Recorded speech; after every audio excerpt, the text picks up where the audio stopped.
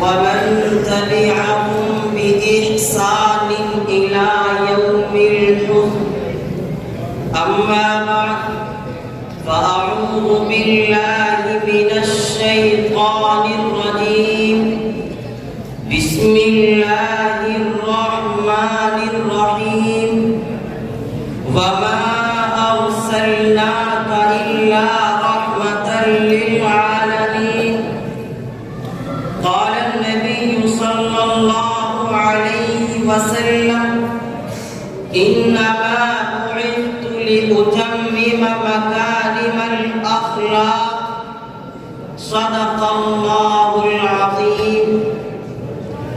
حکم مستحکم و مخاطبین محترم اور اسٹیج پر تشریف فرما علماء کرام اور گلشن محمودیہ کے عندلیبوں، آج جو ہستی میرا موضوع سخن ہے وہ کوئی پھول کی کلی نہیں یا کسی گلشن کا غنچہ و گلبن نہیں، بلکہ کائنات رنگ و بو کا وہ سرندی باغ بہار ہے کہ جس پر کبھی خزاں طاری نہیں ہوئی، جس کی کلیاں صبح وجود سے تا ابد شادابی کی جانے جانی اختیار کر چکی ہے، یعنی میں رحمت للعالمین صلی اللہ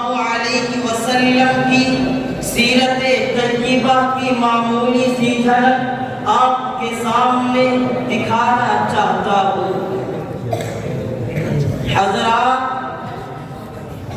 تاریخ کے پڑھنے والوں نے پڑھا ہوگا، نئی اور پرانی داستانوں کے سننے والوں نے سنا ہوگا کہ ثابت اور مقدم سپہ سالار، کہ ثابت اور مقدم فرمانروا ایسے ہوتے تھے جو اینٹ کا جواب پتھر سے دیتے تھے، مگر اے تاریخ سن، تجھے تیری صداقت کی قسم، اے انقلاب دورہ تجھے تیرے انصاف کا واسطہ، بتا ان فرمانرواؤں میں کوئی ایسا فرمانروا بھی گزرا ہے کہ جس نے پتھر برسانے والوں کو پھول پیش کیے ہوں، جس نے گالیاں دینے والوں کو دعائیں دی ہوں؟ اے تاریخ، تو خاموش کیوں ہے؟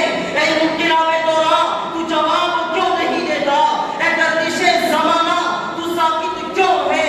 ہاں ہاں، تیرا خاموش رہنا تیری صداقت کی دلیل ہے، اس لیے کہ ان فرمانرواؤں میں کوئی ایسا فرمانروا گزرا ہی نہیں، اور کیونکہ انسانیت کو تو جہالت میں اور تہذیب میں تو کوئی ایسا فرمانروا میسر بھی نہیں آ سکتا۔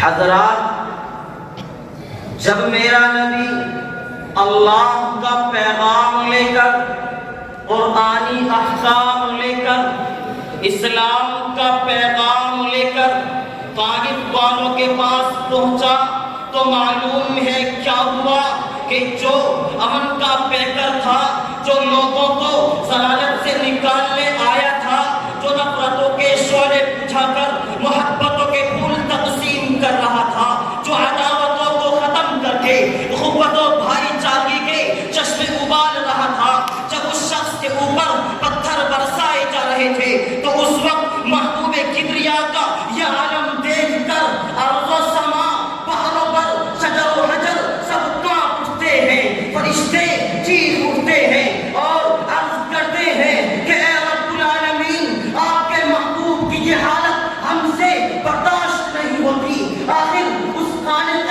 بحروں پر مالک شمس و قمر کو جوش آتا ہے، پہاڑوں کے فرشتوں کو حکم ہوتا ہے کہ جاؤ، جس طرح بھی ممکن ہو میرے محبوب کی تسلی کا سامان مہیا کرو۔ چنانچہ پہاڑوں کے فرشتے حاضر ہوتے ہیں